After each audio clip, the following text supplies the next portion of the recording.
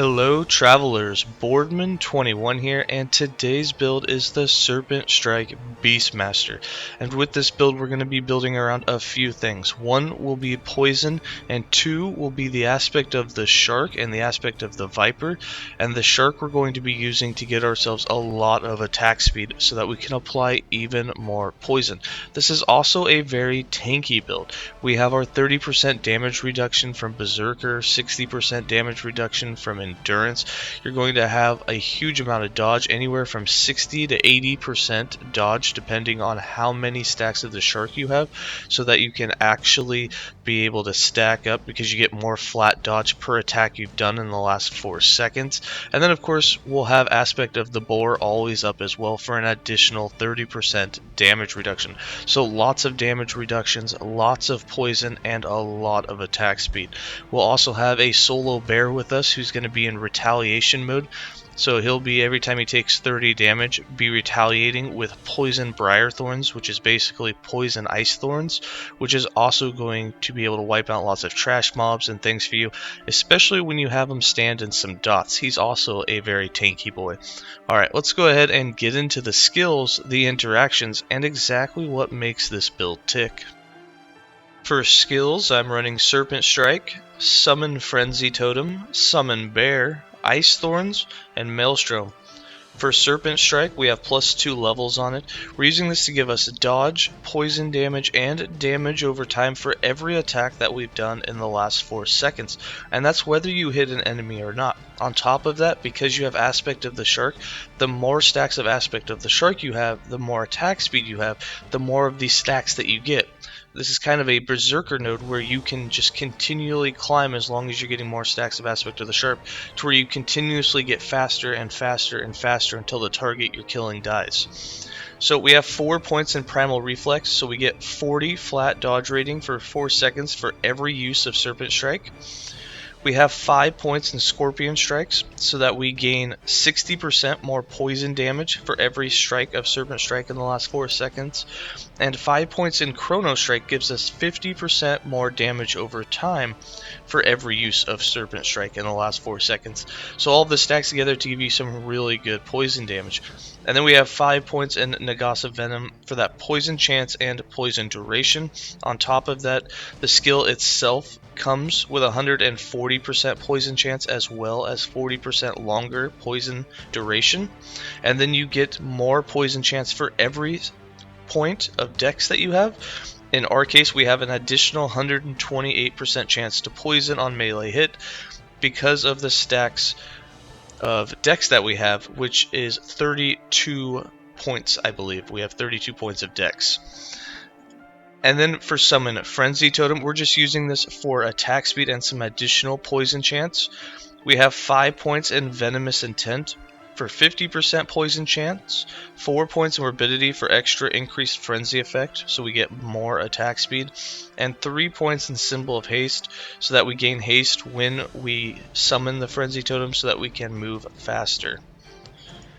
For Summon Bear, our bear is going to be a tanky, retaliatory bear. That's all he's going to do. We want him to be hit, we want him to take the hits, and we want him to send back out his poisonous ice thorns, or briar thorns, so that he will poison the enemies and stack that poison along with our poison.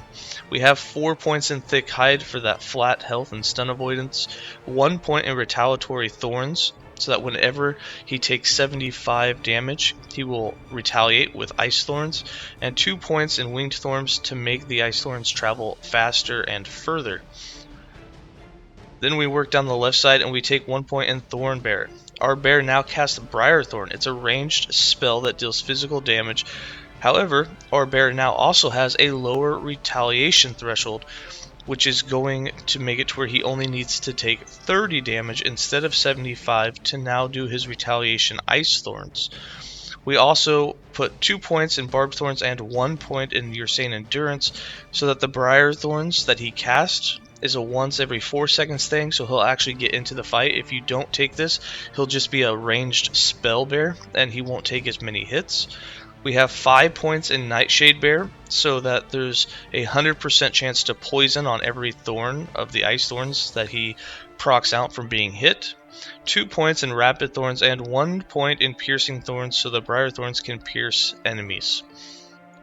For Ice Thorns, we have this set up to be free to proc when hit, and so that we can have it on autocast, and this is so that we can get as many stacks as possible. So with 1 point in Emblem of Might, it now costs 0 mana since we're wearing a two-handed weapon.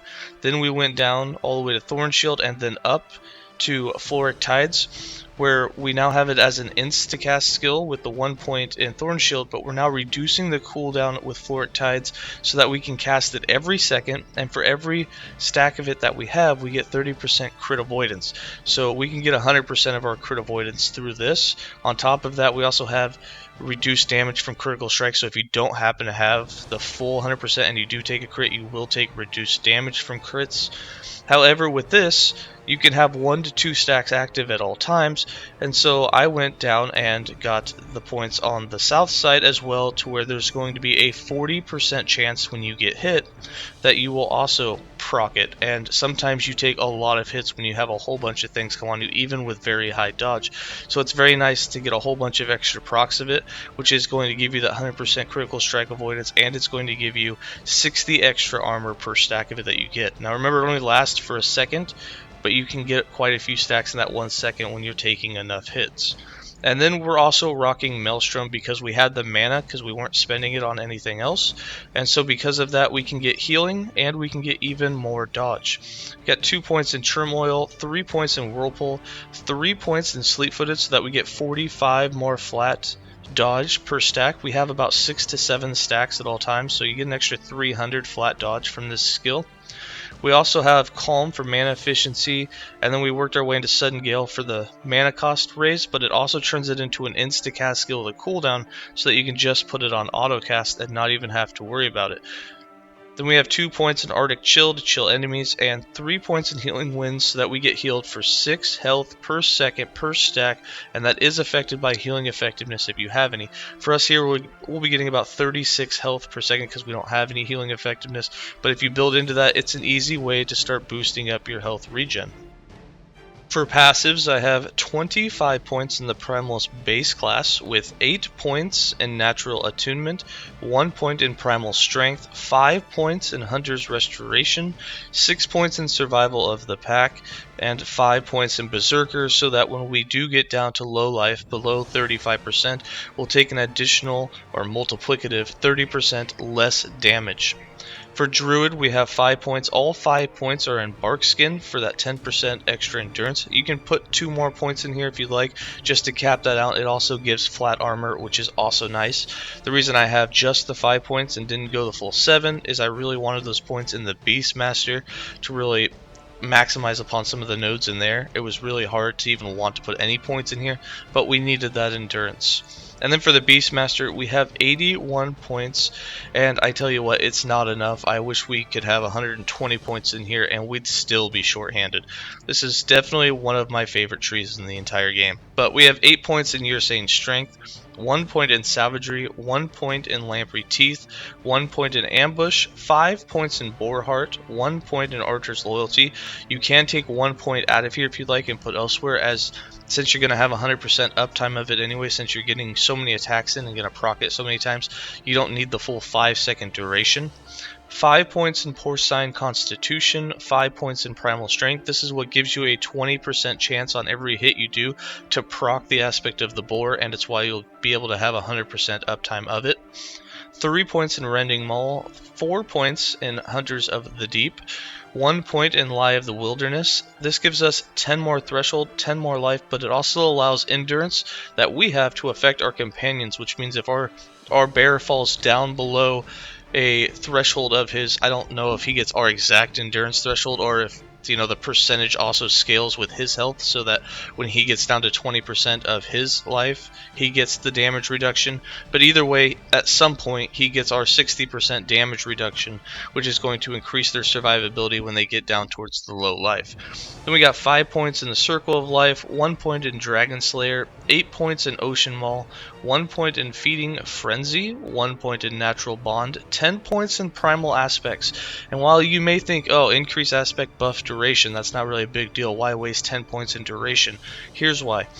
The longer that the aspect of the shark buff lasts, the longer that you'll have it for the increased attack speed, which allows for you to get even more stacks of it. So duration, actually this 100% duration, doubled the amount of aspect of the shark's stacks that I was able to get when I was attacking rares and bosses. I was going from capping out at about 40 stacks against some of the bosses to able to get over 80. So it's definitely a very well placed 10 points. And this is what's going to really let you start getting those stacks really quickly.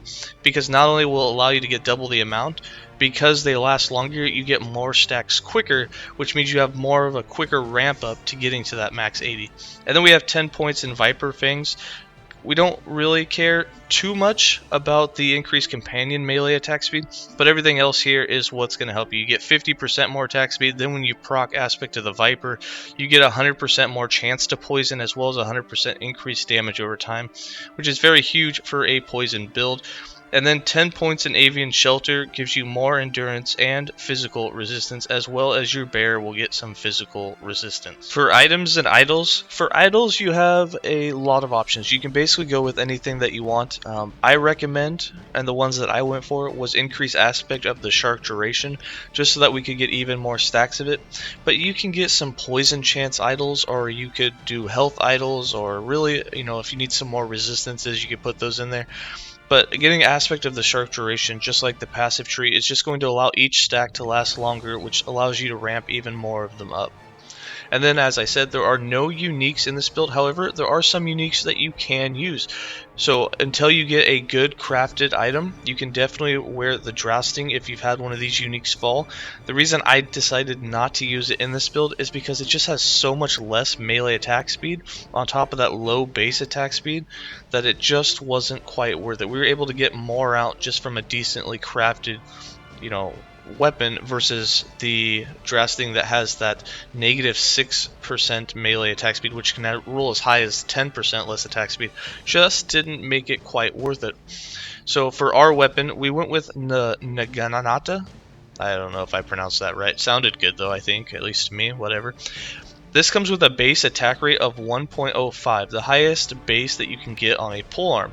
On top of that, you can put attack speed positively on it instead of negative like the Drasting, which allows for you to get a lot more attack speed. We're talking that this beauty is actually going to give more attack speed, not less. And then we have poison damage, poison on hit, and less damage taken from critical strikes.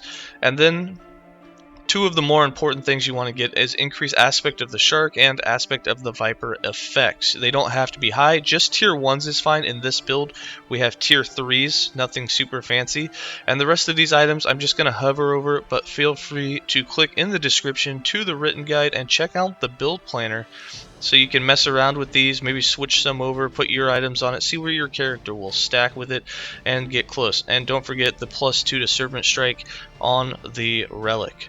And then for the character sheet, as you can see, our resistances aren't capped, but we do have quite a bit. We got Fire and Void capped, Lightning and Cold aren't horrible, Physical's up there a little bit, Poison and Necrotic we're reduced in a little bit, but we also have 23% armor, and without doing anything, we have 28% chance to dodge. And as I said, once we get attacking, you're going to get that dodge from just attacking. So you can see that as we attack, we get up to 55, 56% dodge just from the attacks. And then don't forget, we're going to also put Maelstrom on autocast. We're going to have Ice Thorns going. You can put out your Frenzy Totems. And then when you get attacking, and remember, as you get more stacks of aspect of the shark, you'll get even more. But now you can see we're sitting at 64, 65% dodge. And the other benefit of this is once you actually start getting the aspects of the shark, that just keeps going up. And as you get more and more attack speed, so like right here, we only have 142% attack speed. We've been able to break the 900% attack speed barrier, which allowed us to be attacking 6 times faster than we are here, which led to 6 times more dodge. And we were able to break that 80% cap of dodge, or 85% is the cap, but we broke the 80% barrier of dodge, which was impressive for this build. So the way that I run it is I obviously have my bear out. I'll put Maelstrom on autocast, Ice Thorns on autocast, and you can also put Frenzy Totem on autocast, but you might run into issues if you do that because you're not getting a whole lot of mana back. You will stay positive mana with no mana regeneration on any items because your total cost here is 0 for the Ice Thorns and 19 every 2 seconds for the Maelstrom, and you regen by default 10 mana per second, so you're getting 20 mana every 2 seconds.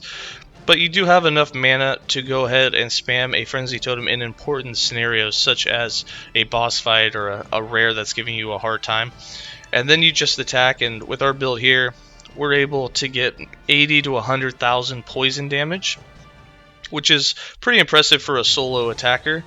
If we had, 6 wolves doing poison and entangling roots, you could get even more. But again, right now you can see we just broke the 100,000 barrier with the poison damage.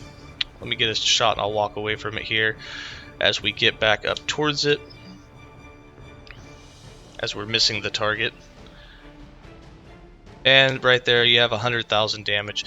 So it's quite a bit of damage. It does take time to ramp it up. That's why in the boss fights you'll notice that we start off kind of slow against them, but then you see it ramp up real quick and then we just finish them off really quick.